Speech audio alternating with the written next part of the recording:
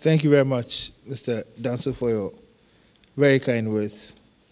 And distinguished ladies and gentlemen, permit me to also recognize the Deputy Foreign Minister of the Republic of Ghana, Alhaji Tijani, and also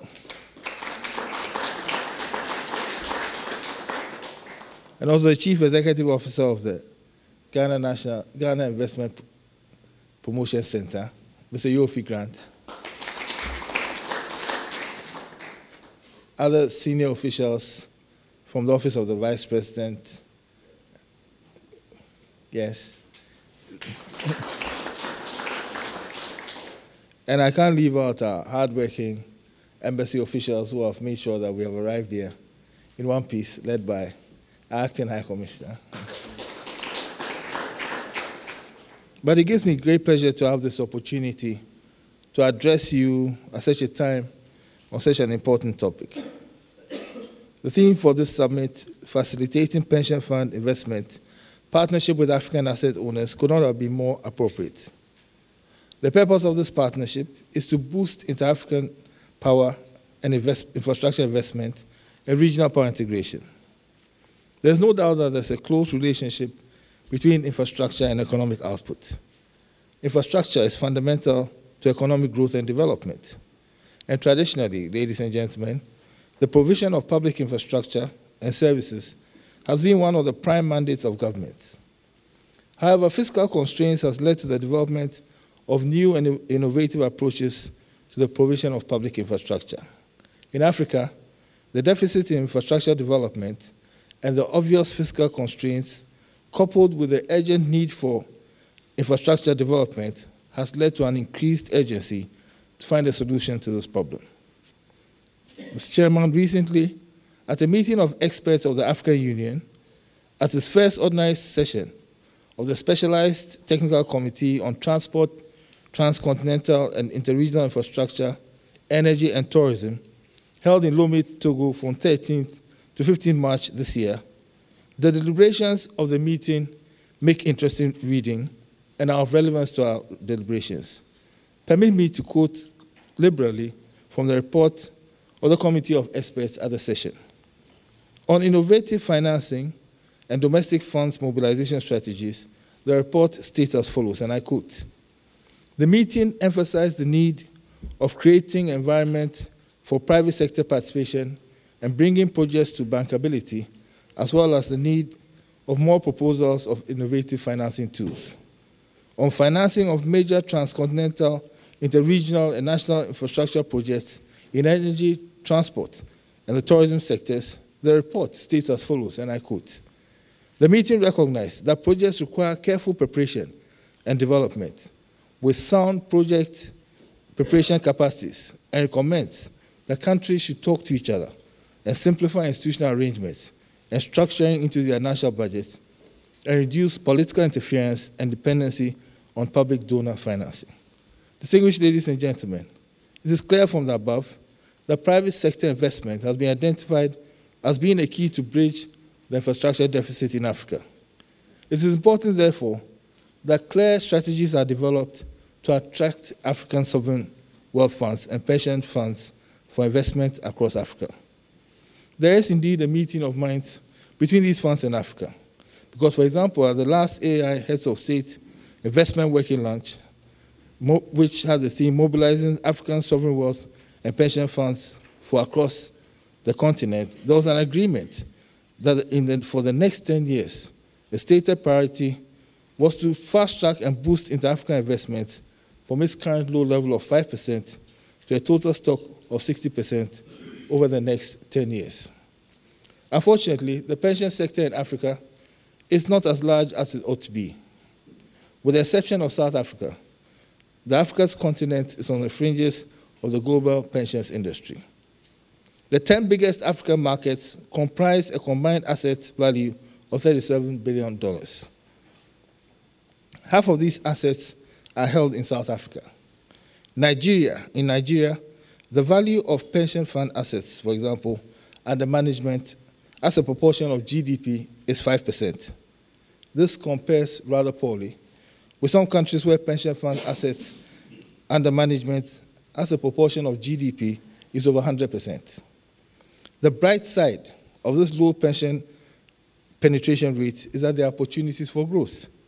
In Ghana, for example, the assets under management of Ghana's pension funds industry grew fivefold from 2008 to 2014. Thus, whilst Africa adopts measures to increase pension fund penetration, it must also take steps to create an enabling environment for other pension funds, including US and global pension funds and institutional investors, to invest in Africa. This, among others, requires the identification of priority infrastructure projects. In Ghana, currently our priorities in infrastructure development include the rail sector and the energy sector. The rail sector has suffered neglect for a long time. And across Africa, major rail investments were made in the pre-colonial era. In the words of President Akufo-Addo, the President of Ghana, this neglect of the rail sector is one of the tragedies of our post-colonial development as a nation and indeed as a continent. We intend to address this tragedy as a nation. And these several African countries are addressing this tragedy. There are several opportunities in this sector, and in the next 3.5 years, we have an admittedly ambitious program of constructing and rolling out approximately 1,200 kilometers of rail from the south of Ghana to the north to enter into Burkina Faso. The expansion of the rail sector is economically viable and will also transform Ghana from a lower middle income country to a first world economy. Mining, agriculture, and freight within Ghana, as well as to the landlocked countries north of Ghana, assures the economic viability of the rail network. The building of a modern rail network, coupled with our program of developing associated rail infrastructure under the theme From Stations to Cities, which seeks to take advantage of the rail network to bring accelerated economic development in the rail corridors, will transform the economy of Ghana. This program of developing associated infrastructure, including new industrial estates, inland rail terminals, new suburban housing, and commercial centers, all create opportunities for investors. Energy is another priority area for investment in Africa as a whole, and Ghana is not an exception.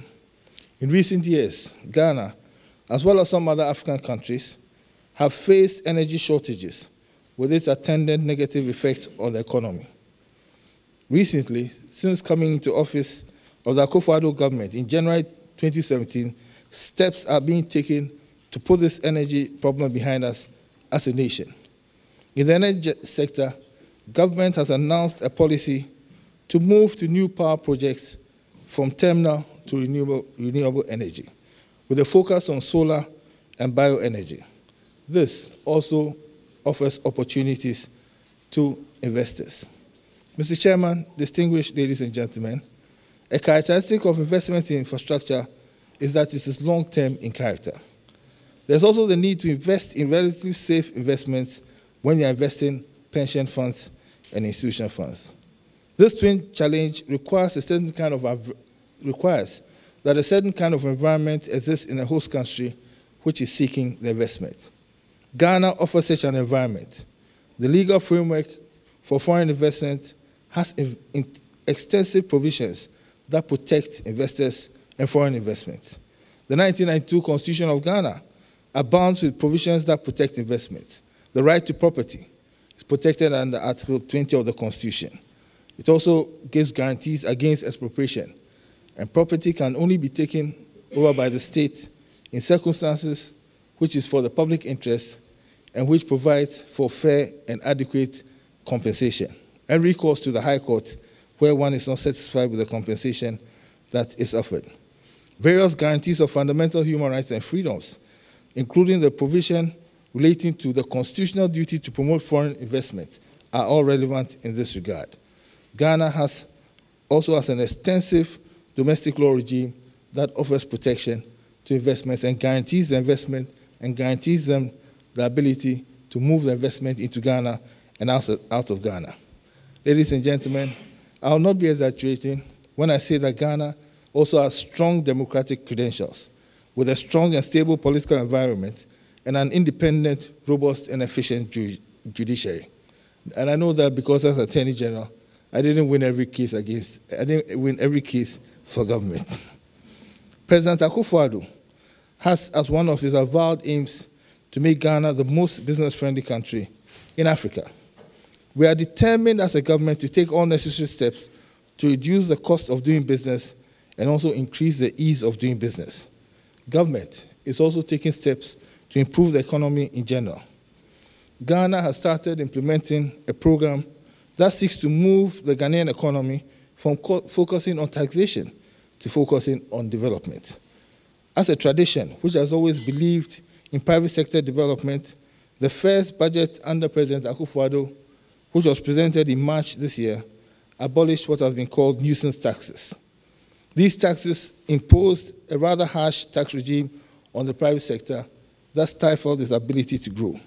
Steps are also being taken to restore confidence in the macroeconomy by, among other things, anchoring fiscal policy on the pillars of credibility, clarity, and transparency.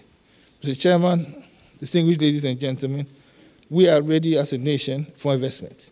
We are confident that our investment and business-friendly legal and institutional framework, our political stability, our improving and expanding economy, the availability of investment opportunities in the infrastructure sector, among other things, provides an interesting cocktail of opportunity for investors in Ghana. Thank you very much.